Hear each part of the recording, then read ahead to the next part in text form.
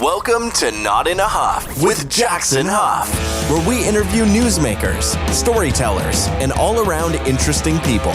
Sit back, relax, unless you're driving, and enjoy the show.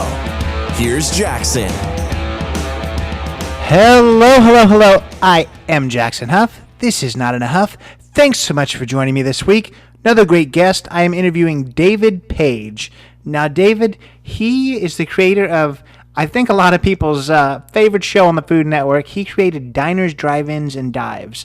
We're going to talk all about that, how he got the idea for it. It's probably going to surprise you on exactly how that came about.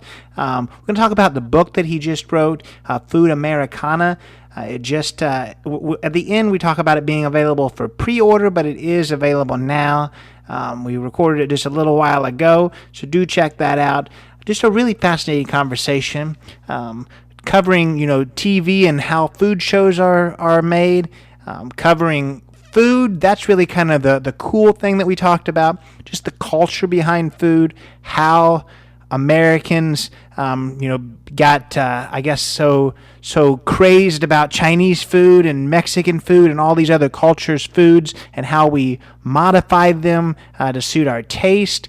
Some of the I guess, resurgence of more not authentic food, but more food that is more like what they are in their native homeland. Just a really, really cool conversation. Learned so much about food and food culture and the culture behind those who make it.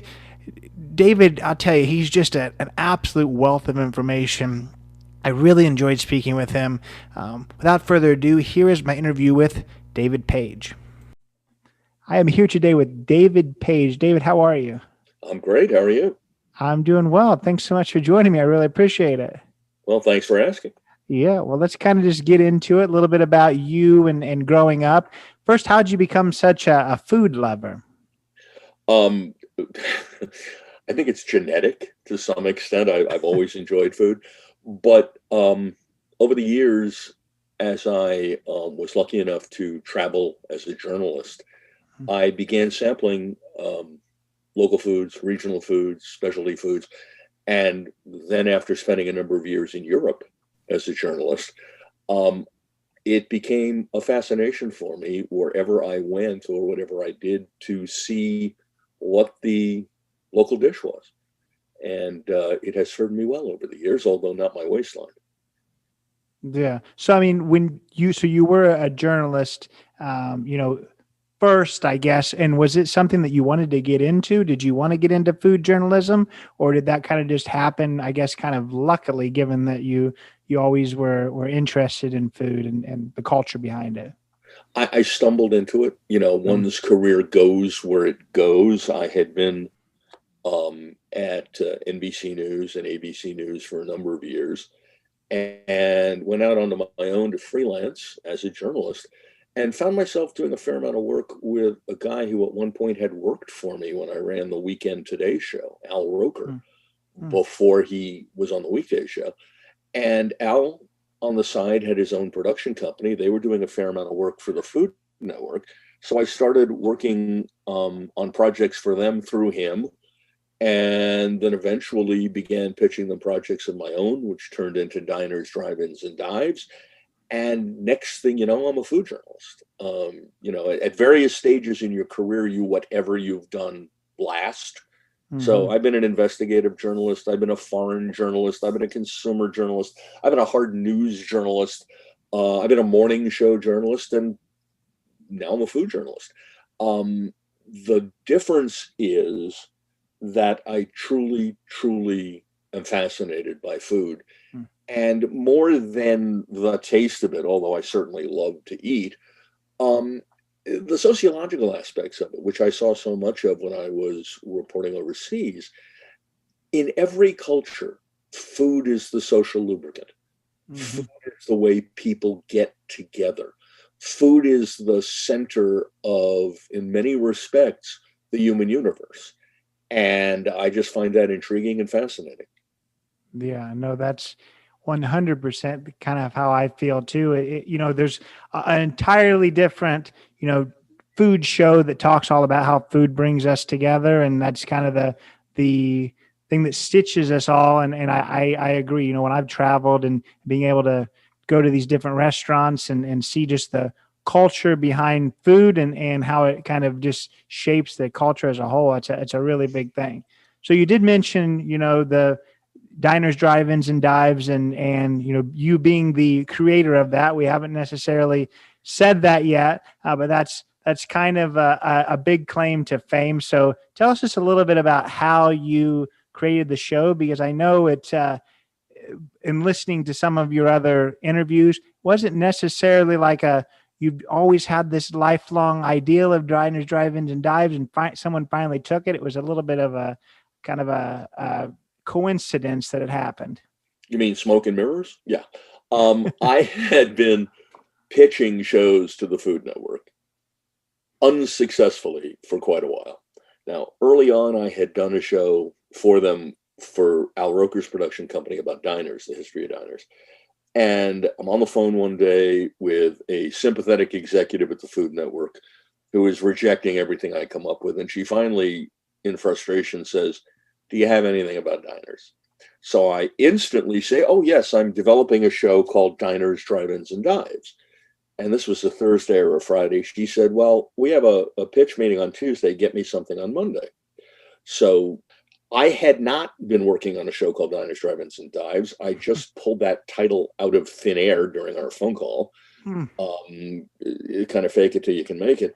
And I spent the weekend talking to people throughout the food industry, put in a pitch on Monday. It was presented Tuesday. Shortly thereafter, it was picked up for a one-time only special. They didn't think it had legs, and Guy Fieri had won the Food Network Star Contest, and they were looking for a primetime vehicle for him. They picked up my special, I think, kind of as a space filler to keep him on the air while they were trying to find a primetime project. They had high hopes for a couple of big name production companies who came back with pitches that they found disappointing. So I guess, figuring, what the hell have we got to lose, they commissioned one short series of diners. I think it was either 8 episodes or 10. They ended up adding a couple episodes before the year was over, because to their surprise, it was quite successful. Now, in that first season, when it was being called successful, they made it clear to me that they didn't think there were enough places nationally for this thing to go on very long. Maybe a couple seasons at best. We proved that wrong. And that's the story. I mean, basically, it started out as BS and turned into probably the biggest hit that network's ever had. Absolutely, yeah.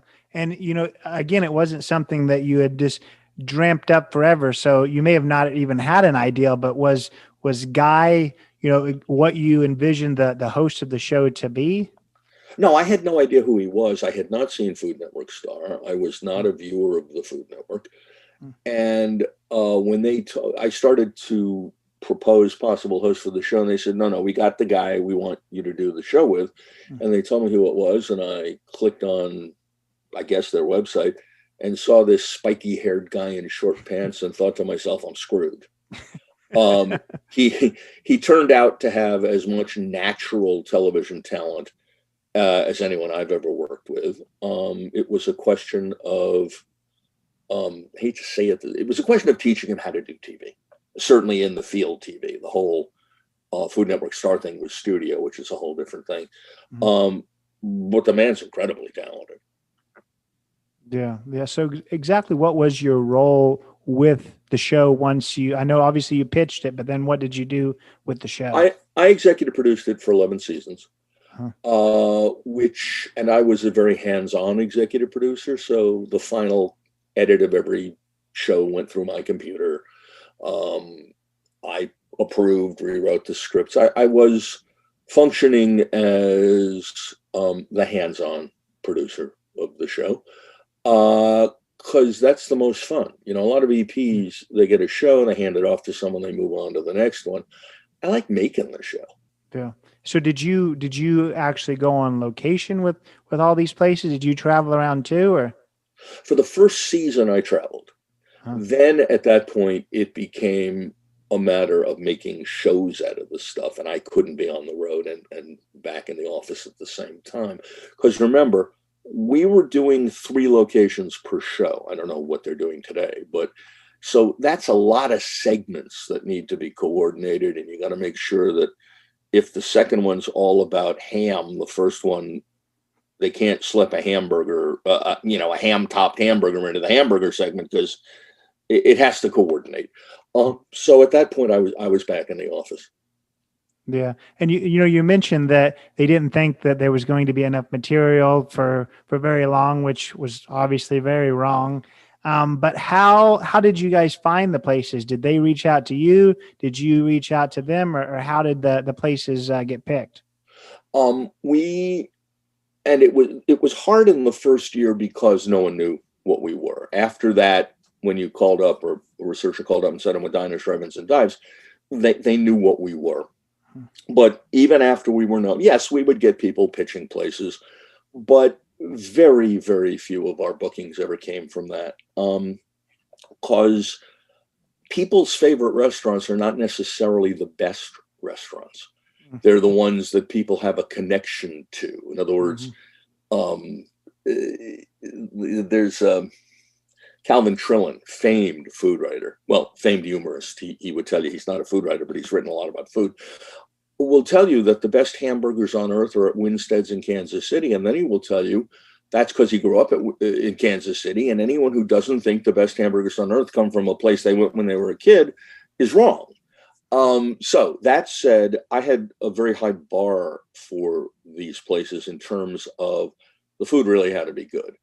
And there were some places that we walked out of after showing up, which the network thought I was kind of nuts for eating the money on that. But these had to be real.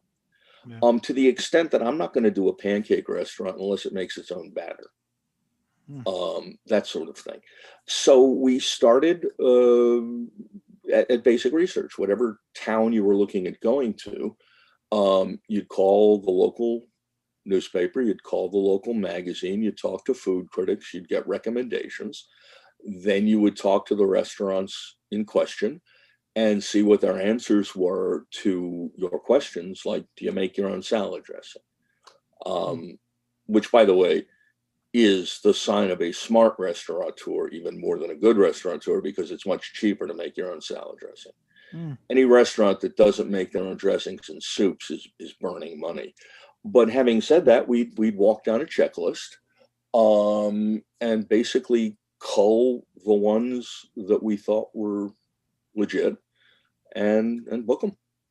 Yeah, yeah. Well, you're already kind of giving a little bit of my next question away just by I had no idea that it went into that intricate detail. But some things that I guess would surprise us about the making of that show and really shows in general, but some things that people wouldn't probably know that goes into the whole production.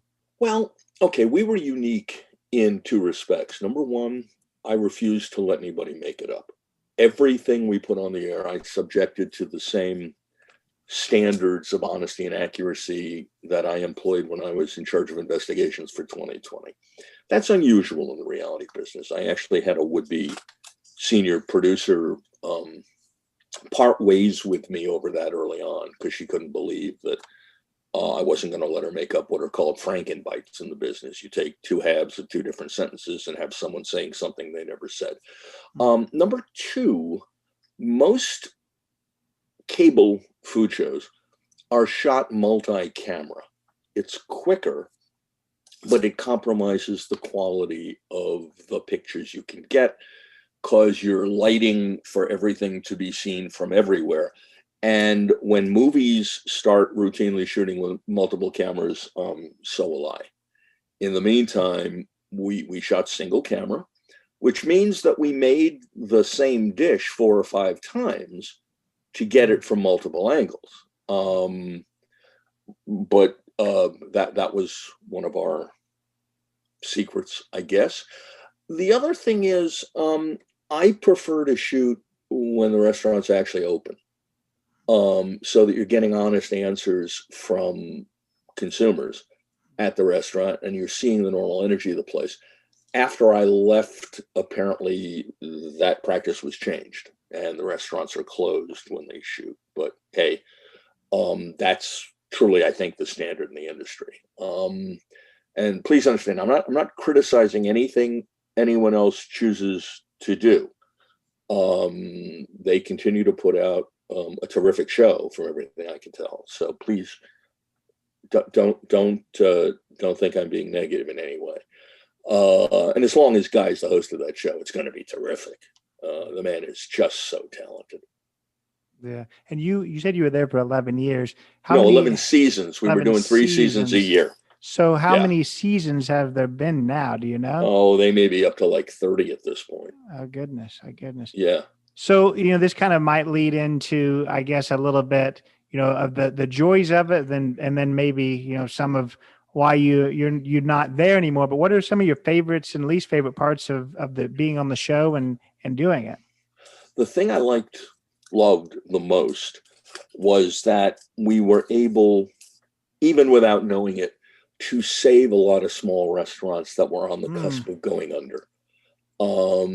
Secondly, I love the people who run these places. Mm-hmm. They're doing something that is hard, that is pure, that is legit. I mean, mom and pop restaurants are an endangered backbone of this country. And, no disrespect to chains, but chains have killed a ton of them. And now COVID has killed a bunch more. Mm-hmm. Because for many, many mom and pop restaurants, there simply wasn't enough pillow to survive COVID. For every family-owned, individually owned home cooking restaurant that we lose, America's losing something. It's just a shame. One of the restaurants that I have in my book was a place I first ran into doing diners, El Indio Mexican Restaurant, San Diego, which has been in the same family for more than 80 years now, and still making the food they've been making for at least 50 of those years, hand making their own tortillas from the corn. They nixtamalize the corn, which almost no one does, and they're still in there swinging. And when you talk to Jennifer Pasquera, who owns the place, you come away with a warm feeling. It's really something special.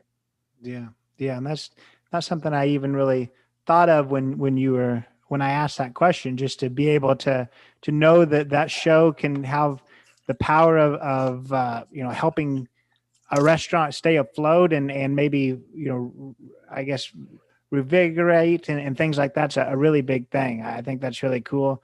Definitely in the world that we're in now with COVID, you may know this better than I do. I was reading an article about COVID and Chinese restaurants, which we're going to talk a little bit about based on your book. But there's some, like, the oldest Chinese restaurant is in the Americas, like in some little town, and like not little, but like Topeka. It's in the book. It is in the book. Where is it at? It's in Butte, Montana. There we go. And they're struggling with COVID. And I just thought that was such an interesting article. Jerry Tam, who owns the place, it's a great, great place. It is as throwback a restaurant as you'll find in the world of Chinese food. It's one of the original chop suey parlors. And in fact, Jerry's father passed away not that long ago while I was writing the book. They say they're the oldest, certainly the oldest family-owned Chinese restaurant in America. They're in Butte, Montana because Chinese restaurants, which started in the United States and San Francisco with the gold rush, expanded initially along the lines of other mining exploration. And there was a lot of copper mining in Montana. Butte, I believe, was the center of it. And they set up there in the 1800s 1800s, early 1900s. Let me not be wrong, but they set up there early on. Let me put it that way. And they have a very colorful past because the restaurant was almost an afterthought. I mean, they were a gambling parlor. It's pretty clear they were likely a brothel as well. I mean, they were kind of a center of activity for miners there. It's called the Pekin Noodle Parlor. I want to double check that, but yeah, no, I read an article not too long ago about them, and yeah, they were talking about that past they had, definitely of a gambling hall, which I just thought was interesting. They kind of live out the Andy Griffith show, with the with the gambling in the back of the Chinese restaurant. So I just thought that was really, really cool. Yeah, I just double checked it in the galley. It's the Pekin Noodle Parlor. Yeah, and it's legendary. Yeah, absolutely. They're still making the old fashioned dishes the same way. Yeah, yeah. So I do want to start talking about your book, Food Americana. It talks about American cuisine, but I can't help but notice, I guess, reading the chapters of the book, it is about American cuisine, but it talks a lot about Chinese food and Mexican food and the Americanization sushi and of bagels, all that. Yeah. So I guess the big question is there true American cuisine, or is it really just a melting pot like we claim that we are as a culture? It is totally a melting pot. One of the themes of the book is how we have created a cuisine of our own from everybody else's. Mm-hmm. And certainly not to get political, but interesting to discuss given the recent controversies over immigration. Different peoples coming to the United States have brought their own foodways here. And over time, well, they modified in two ways. Number one, they were instantly modified because what you found here as an immigrant was not, in terms of raw material, was not what you had back home. Mm-hmm. For example, the folks who came from southern Italy could not find here the wheat that was used in pizza back in Naples. Wheat here is higher in protein and requires a different cooking time and comes out to a different crispness. They could not find the mozzarella cheese that they were used to back home because it would rot on the voyage here by ship. They also found different kinds of ovens, all of which resulted in a variety of pizza. That pizza was then further modified to American tastes over the years. I mean, we now have 30 different styles of pizza or more. There's Detroit pizza, there's grandma pizza, there's what we think of as pizza from Naples, pizza napolitana, although most pizzerias serving that in the United States are serving it crispier than it would actually be served in Naples, because pizza is served in Naples is actually somewhat soupy and not what Americans are necessarily used to. There's something called Old Forge pizza made in a small town in Pennsylvania, originally for the miners when there was a lot of coal mining there, that uses processed cheese and is like nothing you'll get anywhere else. And by the way, it's fantastic. I buy it off Goldbelly from one of the places in Old Forge. Chinese food, obviously, was heavily modified over time to fit American tastes. Mexican food evolved. Some of it evolved simply as the Mexican population that was on this side of the border that was created by the Mexican-American War. I mean, basically, you took a hunk of Mexico, cut it in half. Half of those folks were stuck in what was now the U.S. To some extent, food modified based on the availability of product here, yellow cheese instead of white. It also was modified, made less spicy to suit America's tastes. Mm-hmm. Although what you're seeing now, all these many years later, is a growing, quote, authenticity movement. Now, food professionals, food historians don't really like the word authenticity because it implies that a food that has evolved is somehow not authentic, and that's not true at all. What is true is that Mexican American food and Mexican food are now very different. They're both cuisines. But what you're seeing in the US now is an increasing interest in food as it is or was served in its long ago country of origin.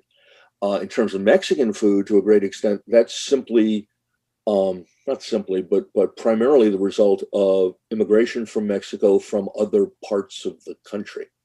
People from Puebla, for example, bringing mole with them.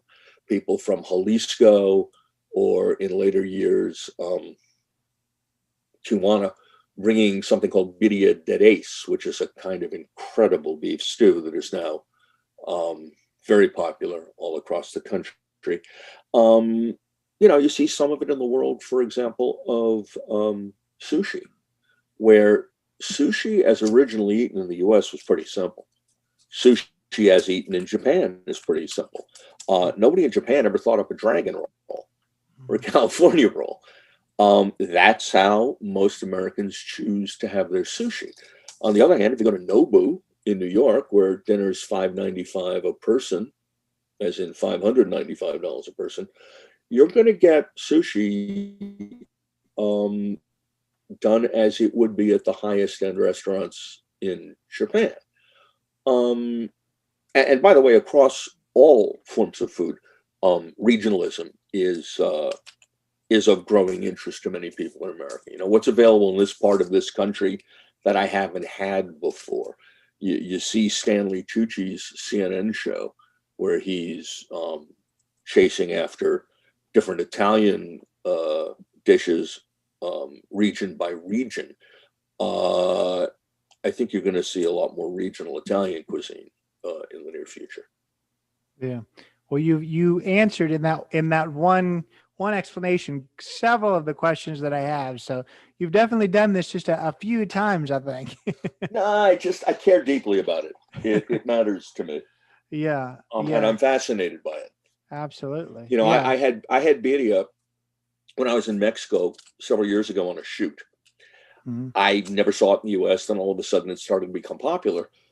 Shortly before I finished the book, I learned of a birria truck in South Philadelphia. Mm-hmm. I live on the southern part of the Jersey Shore. It's about 90 minutes to Philly. My wife and I got in the car and we drove down and we went to that truck, and damn, it was good. It was just fantastic. Yeah. So yeah, as my daughter often says to me, and she started when she was like 8 years old, Dad, how come every time we talk about a place, you're talking about the food? Yeah. And that's how I immerse myself in other cultures, I guess. Yeah. And I can agree with you there. We actually have a birria place here in Indianapolis.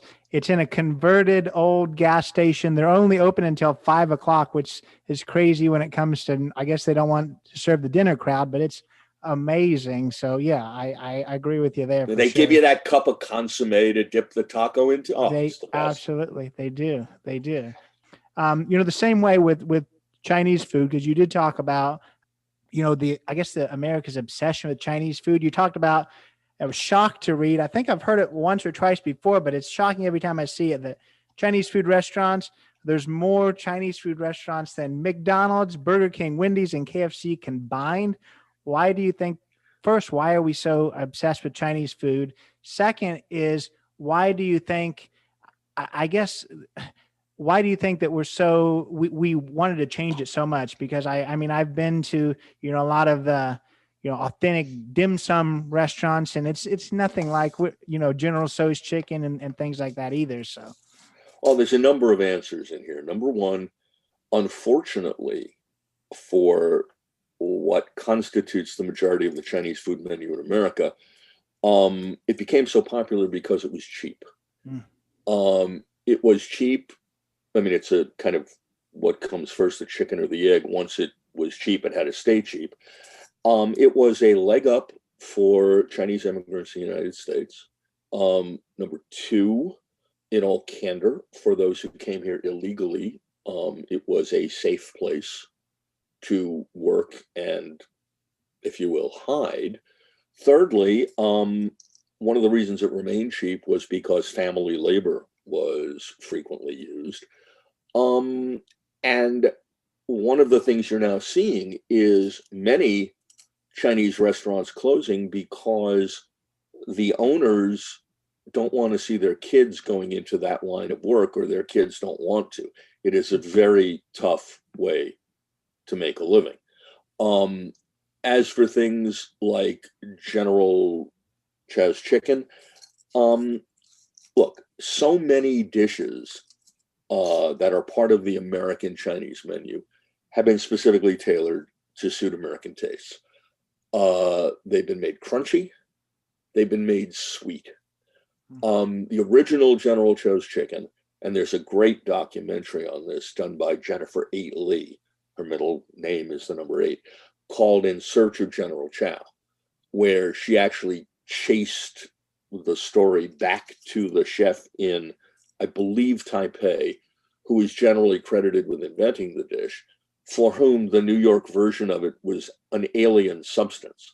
As he made it, it was actually fiery, not sweet, not gooey. It was a completely different dish. What's interesting in America now is that there are enough enough people of Chinese descent or recent immigrants that the Chinese food community is now, to a great extent, in many cases, able to survive by serving Chinese people in America what they are used to eating from China.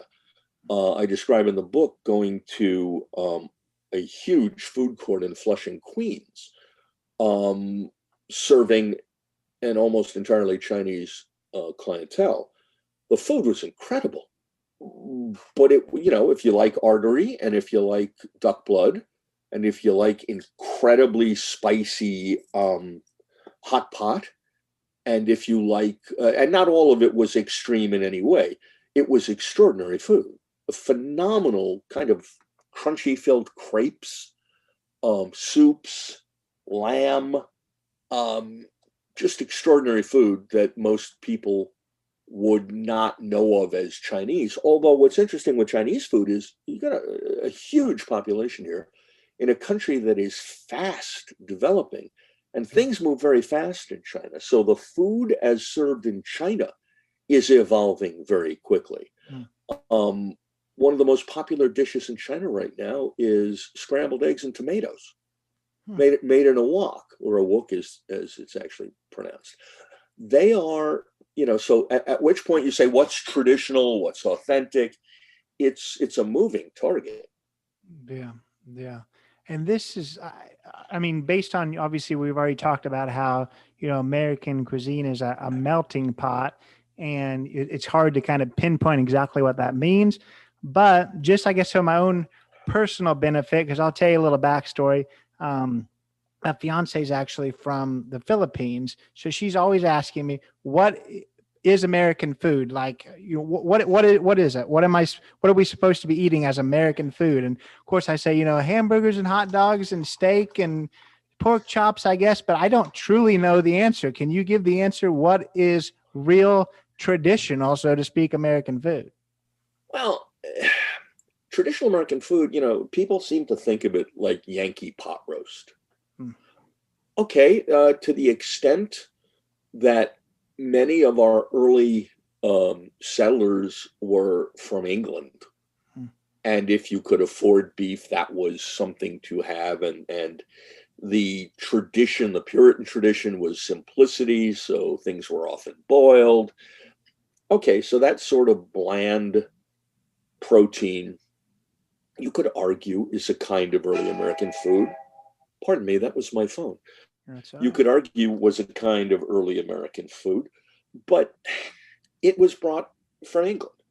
Just as in the South, you could argue that fried chicken is an American food, except it was either brought here by the Scottish or by enslaved Africans. There is a tradition of frying chicken in Africa, but not the same way. And in any event, the method of eventually cooking and spicing it clearly was developed by enslaved Africans. So what makes that an American food? In other words, even something as basic as lobster rolls. Lobster you would think of as an American food because it existed here, but it was really a Native American food that the settlers didn't want to eat in the first place.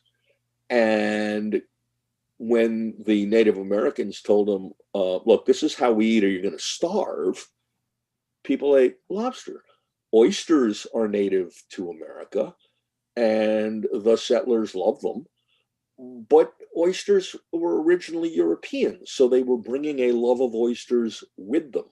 It is my contention that American food is that which we as a culture have chosen to make a regular part of our diets. It comes for the most part from someplace else. Now, lox and bagels. I'm a New York Jew. I love my lox and bagels.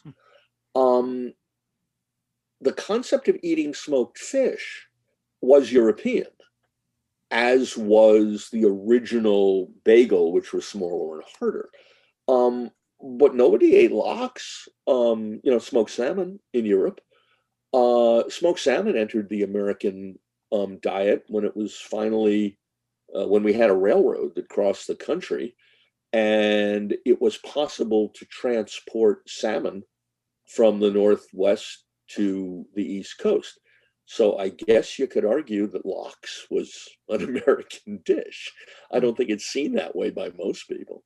However, bagels are now such an integrated part of American cuisine that the company selling the most bagels at retail in the United States is Dunkin' Donuts. Really? Yeah. That's interesting. Yeah, I'll tell you, this is not a question I thought I'd ask, but you just seem like I guess a wealth of knowledge. And you mentioned, lobster. Is it true, because you were talking about, lobster with Native Americans and, telling the settlers about it, but is it true or just something that I heard and have been telling people that lobster did not start out as a fancy dish? They actually, this is what I heard, they served it on the Titanic to the people below because it was kind of a cheap dish and people didn't like it. Now suddenly it started being a fancy thing in the steakhouses. I cannot verify the Titanic story. I do not know that one. Okay. But yes, lobster was about as far down the totem pole as you could go in colonial America. It was the last thing anyone wanted to eat. Mm. There is a story that it was served to prisoners and that there was some sort of uprising or law passed to make it impossible. That seems apocryphal. No one's ever proven that one. But yes, nobody wanted lobster. Yeah. It looked like a bug and, no thanks. Yeah, no, that makes some sense. So this may be the hardest question of all, definitely, given I can tell your passion behind food. But we've talked all about these different dishes and cuisines. What is your favorite cuisines or dishes? And you may not be able to answer. I don't know. I'm very partial to Mediterranean cuisine, specifically Spanish. Okay. But if I had to have, what's the death row meal? It would be brisket and sausage from Louis Miller's Barbecue in Taylor, Texas. Gotcha. I went there 3 a.m. and in the first season of Diners and watched Bobby Miller, who has since passed. His son Wayne now owns the place. Watch Bobby start the fire for that day's brisket. And to this day, I've eaten plenty of shishi places around the world. To this day, that's probably the best single meal you can have. It's served on butcher paper. And the interior of the restaurant has so much soot built up on the windows from decades of smoking. But that's a place to eat before you die. Yeah. Well, I don't know about that specific place, but I know, brisket and the smoked sausage, definitely in Texas. I had a great one in Groon, Texas. So I know that's a great meal. So yeah, that's a place to check out for sure. So with your book, kind of as a closing thing with, Food Americana, what do you want people to gain from reading the book? I want them to have fun. I want them to come away from it saying, hey, Martha, I didn't know that.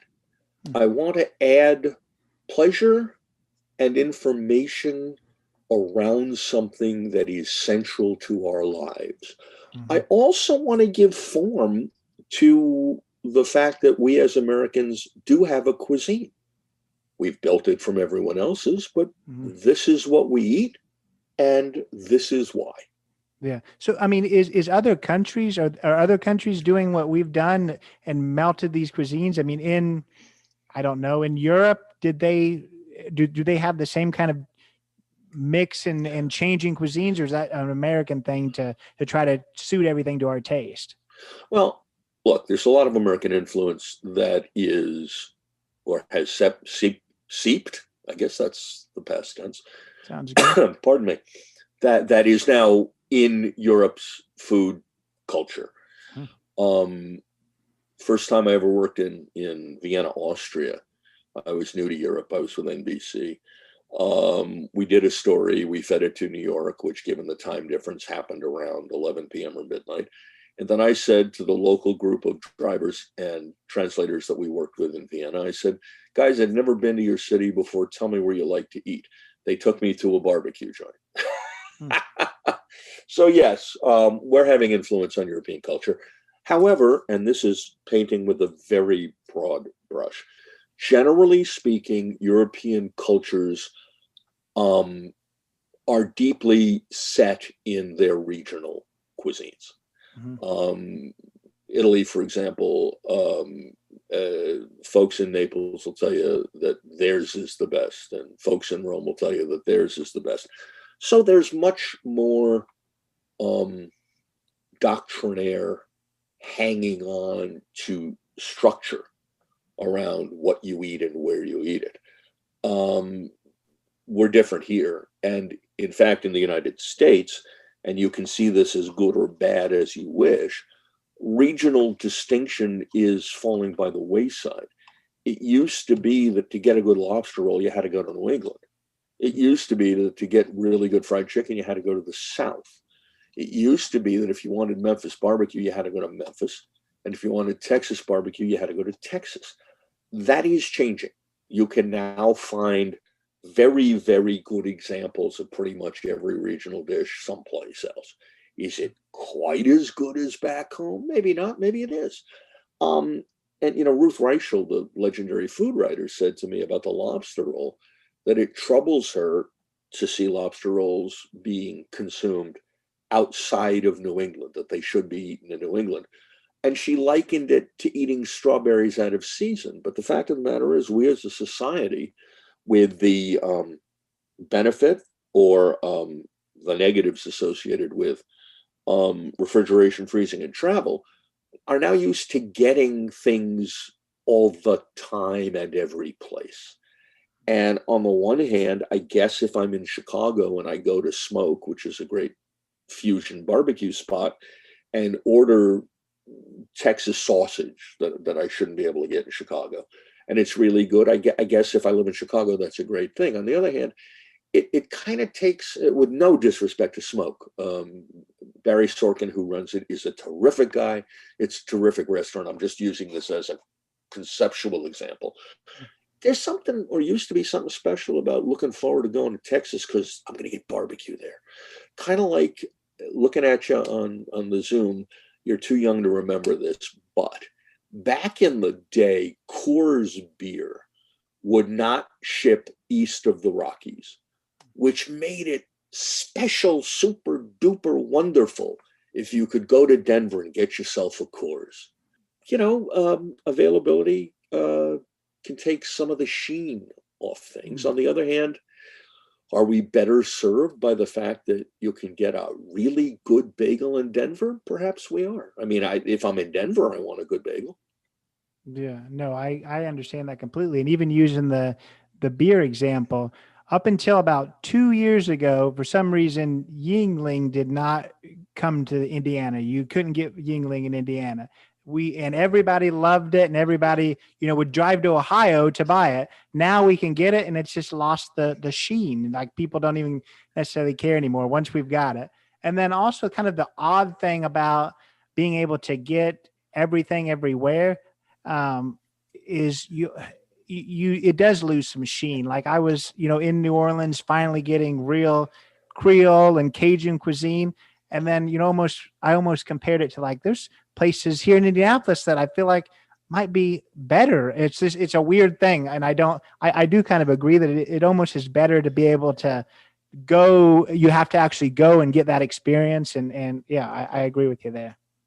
Also, it's all wrapped up in an experience. For example, living on the Jersey Shore, I'm close to some remarkable oyster beds. They're farmed, as 95% of oysters are today.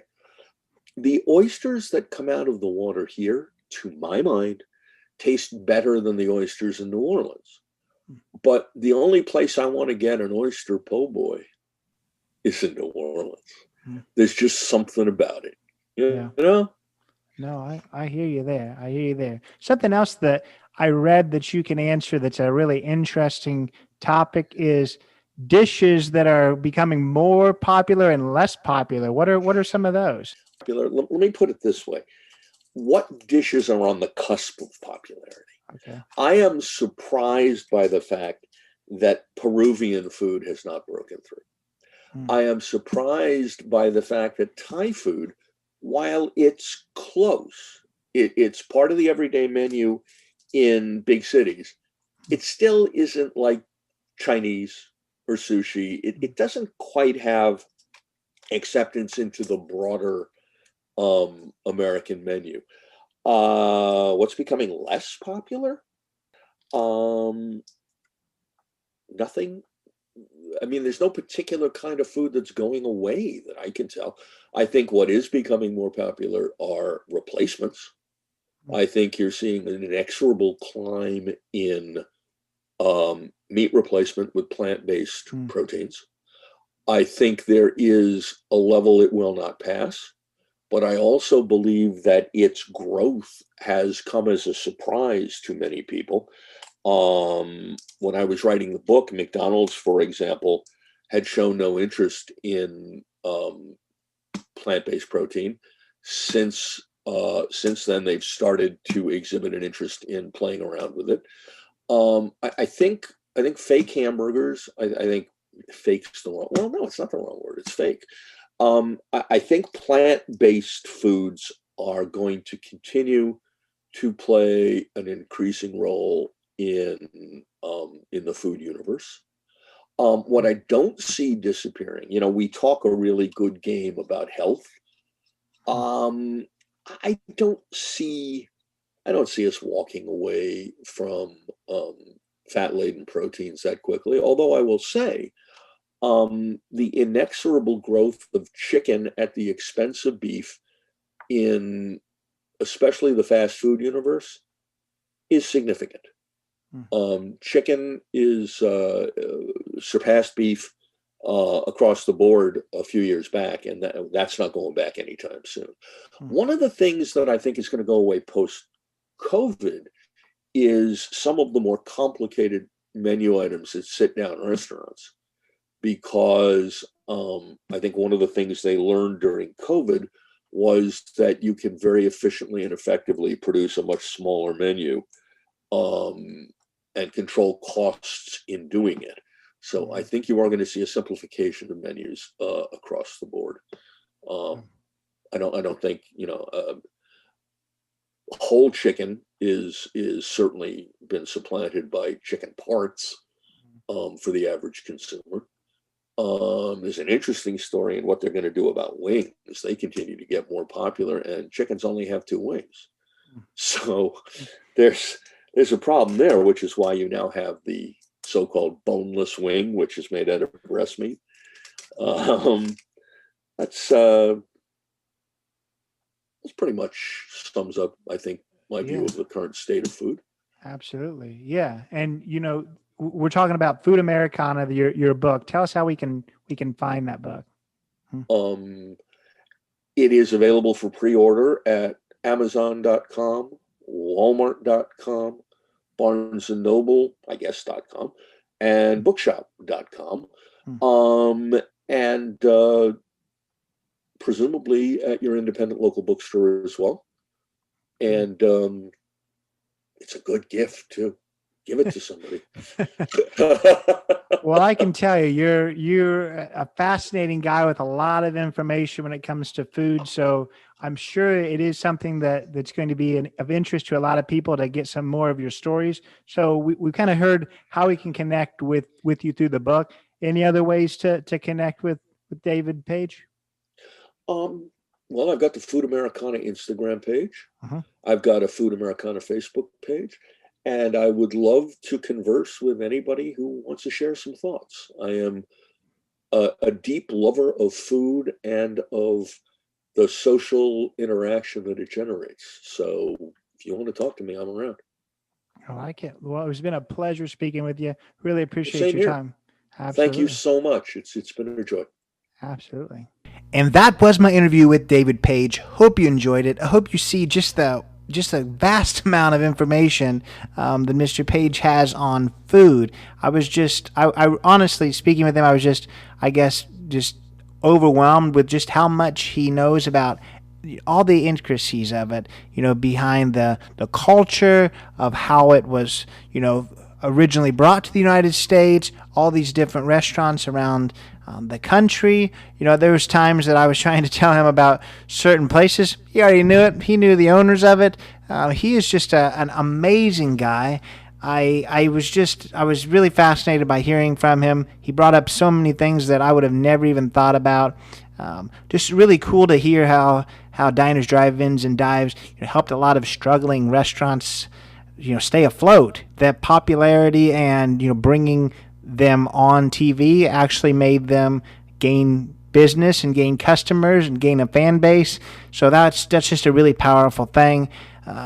Just learning about how we as Americans have created this melting pot of different foods and different cultures. Just like we are as a people, of course we are as a food. So I thought it was just really cool how we do just take all these different cultures, foods, and sometimes modify them. Where there's a resurgence of trying to eat things as they originally were. Whether they were in China or Mexico or all these other things, but. It was just a cool conversation. Hope you enjoyed it. Hope if you want to hear more about the culture behind food and American food, you check out Food Americana. It's available wherever books are sold. I certainly am picking it up myself. So thanks so much for being here. I really appreciate it. I appreciate David's time. Check out that book. Follow this podcast on Instagram, Not in a Huff Podcast. That is the handle. And thanks so much, and we'll see you next week. Take it away, Scott. This has been Not in a Huff with Jackson Huff. Thank you for listening. Be sure to join us next time, where we will interview another amazing guest who is sure to make you laugh or make you think. Or, hey, maybe even both. But until then, keep being awesome.